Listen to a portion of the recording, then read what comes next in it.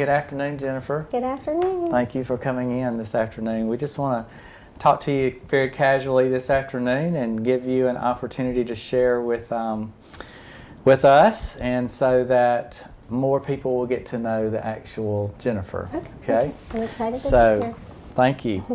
The first question I want us to talk about today are for you to discuss is, tell me, were you surprised at all to be named the Elementary Teacher of the Year, and how does that make you feel now that you've had some time to think about it? I know that night was, emotional and whatever. It's still like a blur.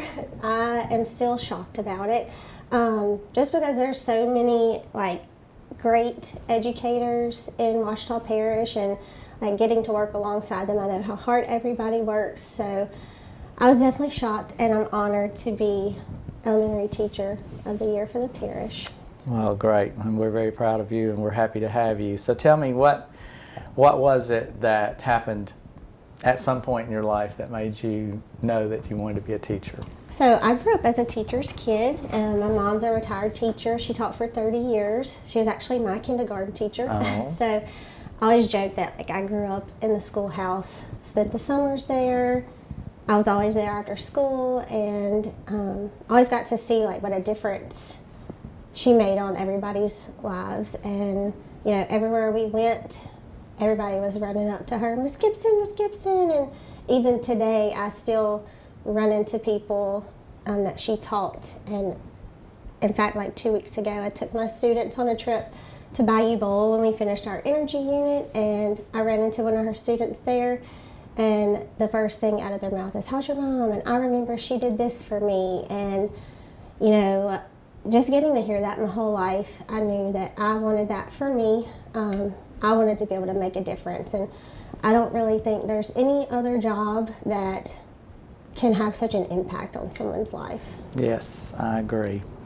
So was there any one teacher, other than maybe your mom? It sounds like your mom was your greatest inspiration, but outside of your mom and the kindergarten experience, was there any other teacher that you might think was playing a big role in motivating you to become a teacher? Definitely. I had lots of great teachers, but one who sticks out to me is my second grade teacher, Miss Roberts. And I just remember, all the students we could just feel how much she loved us, and she made learning fun and memorable. And because we knew how much she cared for us, I felt like we worked so hard for her. And that's a feeling that I do strive to give my students every day, is I want them to feel loved and cared for. And that's just something, someone else who inspired me. What is your favorite thing about the job that you do now as teacher at George Welch? Okay. My favorite thing about being a teacher is the relationship that I get to build with my students, and getting to see them grow and learn throughout the year is definitely one of the biggest blessings about being a teacher. And not just that, I get to see them grow for years to come. And one of my favorite things is running into past students and just getting to hear from them and hear things that they've accomplished. And it's just a really special thing to know, that I was there early on, and I get to continue to be there for them for the rest of their lives. And so what grade do you teach? Fourth grade. Fourth grade, okay. Well, just wait until your kids that you're teaching now brings their kids to your class. I don't know if I'll be ready for that. Oh, yeah, it happens to all of us.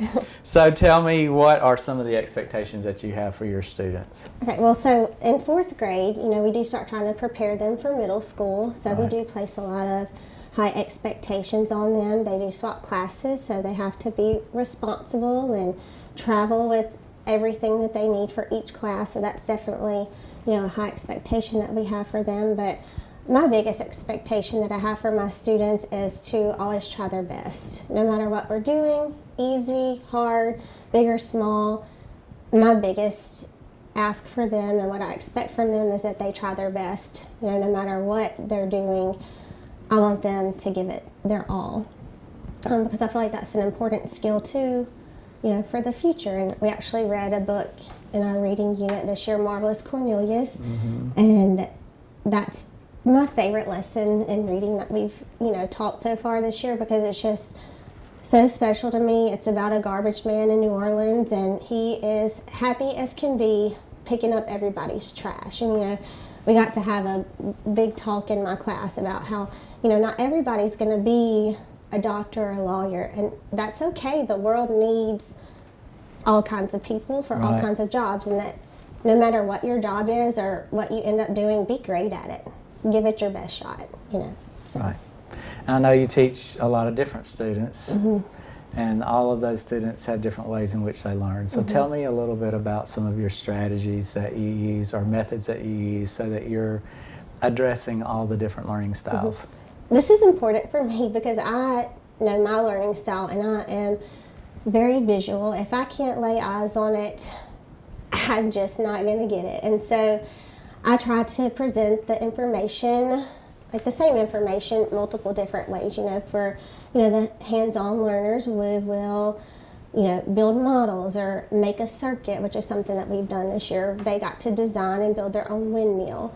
For the auditory and read-write learners, we'll read about windmills or read about circuits, and then we'll take notes and write about it. And for the visual learners, we get in our online sim, and they get to see, like right now we're in our vision and light unit in science, and they get to log into the sim, and it will show them the inside of an eye, and they will get to see the process happening. So I try to always make sure that I plan different activities for each of my learners. It sounds like you teach science. What else do you teach? I do love to teach science. Or do you teach science all day? Well, I teach science and reading.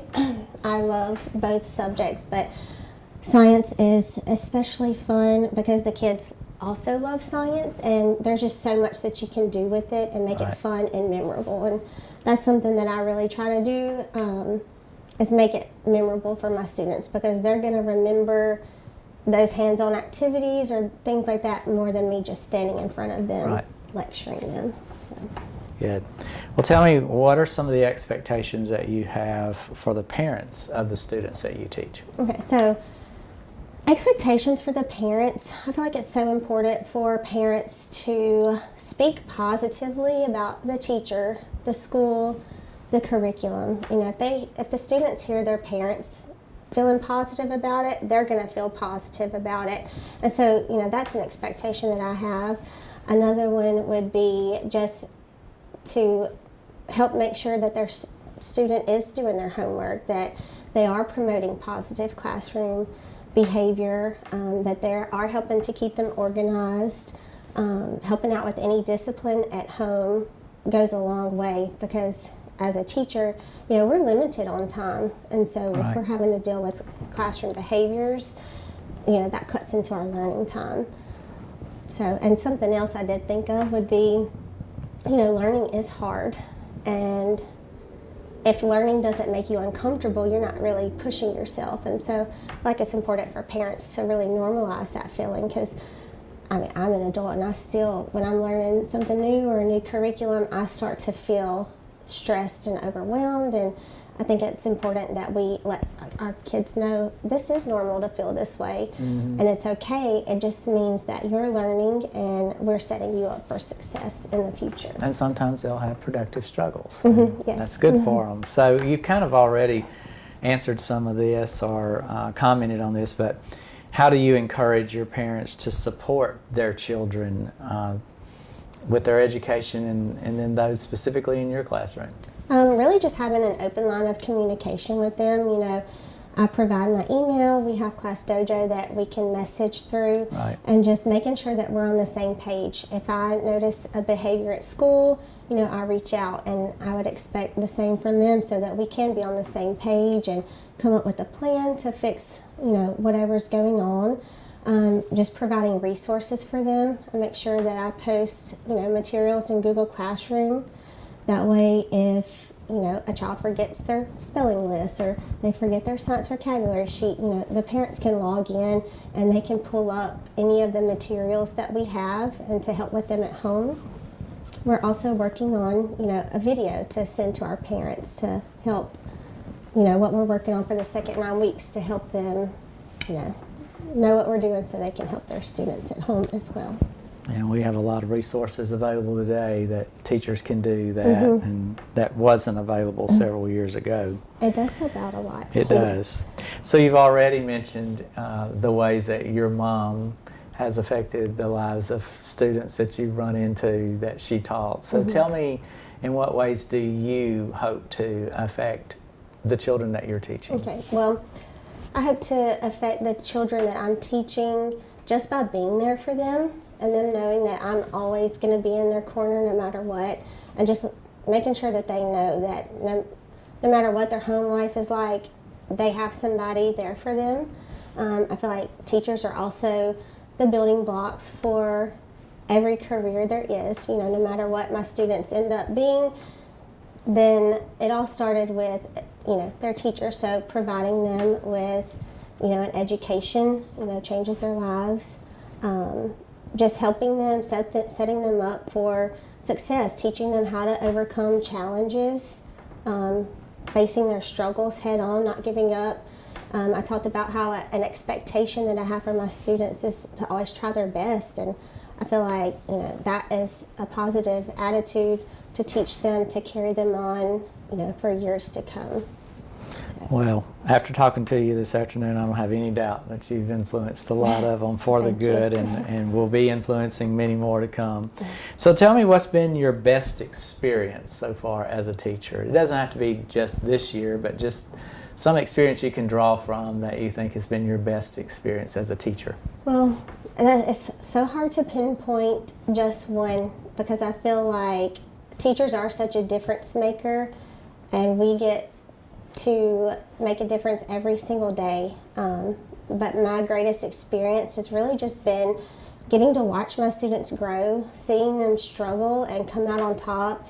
And I don't think that anything could ever match getting to seeing the look on their face when they accomplish something that, you know, was challenging for them. And years ago, I taught a student who really struggled, and he ended up scoring really well on his LEAP test, and I couldn't wait for the summer to end just to tell him how proud I was, and the smile on his face when I told him, like, I will remember forever. So it's just really special getting to be a teacher. So there's no doubt that teachers, most teachers are special people, and that we all have experiences that we can look back on and see that really meant a lot to us. But there's also no denying that this job is very difficult. It's a tough job to do, and it seems to be getting tougher every year. So tell me, what do you feel are some of the greatest challenges that are not only facing you, but are facing teachers in general today? So I definitely think we still see a lot of effects from the COVID shutdown. We do still have a lot of big gaps that, you know, aren't filled in. And so we have a bunch of students in our class who are on different levels. You know, I have 27 students in my homeroom, and, you know, their reading levels range from first grade to fifth grade. So it is definitely very challenging making sure that I do meet the needs of each of my students, especially since, you know, there are 27 of them and only one of me, which kind of goes back to how important it is for parents to be involved. You know, children whose parents are involved are more successful, and that doesn't necessarily mean, you know, helping out with the curriculum. You know, it could be just making sure that we cut down on behaviors in the classroom, because if we're spending all of our time with behaviors, we've lost so much instruction time, and which is another challenge, is the time. You know, we have so much to accomplish, and there is very little time. I know. And so it is challenging, but as challenging as being a teacher is, the rewards are greater. That's right. Well, tell me, what do you love about your school, particularly George Welch, and just working in the Ouachita Parish school system?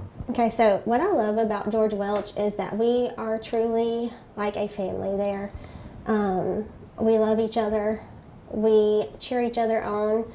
You know, at the Employees of Distinction banquet, you know, getting to hear how loud and proud the George Welch table was. They were. You know, it was like, you know, they had won themselves, you know, and I went to school the next day, and some of my co-teachers were like, I didn't know we could buy tickets. I would have gone to, cheer you on. And it's just so meaningful that, my coworkers would take the time out of their evenings with their families to want to come cheer me on. So we truly are like a family. And I feel like it's true for the district as well. I recently went to the Louisiana Science and Math Teachers Association conference, and you wear the little name badge that says Ouachita Parish, and I somehow would always end up sitting near Ouachita Parish people that I didn't know, but we would just get to talking, and it was like we'd known each other forever. And so I feel like just everybody is so loving and like a family, and we help each other, we share resources, and I just think that's so great that we're so willing to help each other out, especially to benefit, the children. Right, it is. So what do you see yourself doing 5 years from now and maybe even 10 years from now? Okay, well, 5 years from now, I definitely hope to still be teaching at George Welch. I have 2 boys who are about to be 4 and 2, so I definitely look forward to getting to be their teacher, like my mom was my teacher. And so that's something really special I'm looking forward to. And in 10 years, I hope to still be at George Welch or in the parish doing something where I'm still making a difference in the lives of our students here in Ouachita Parish. Great.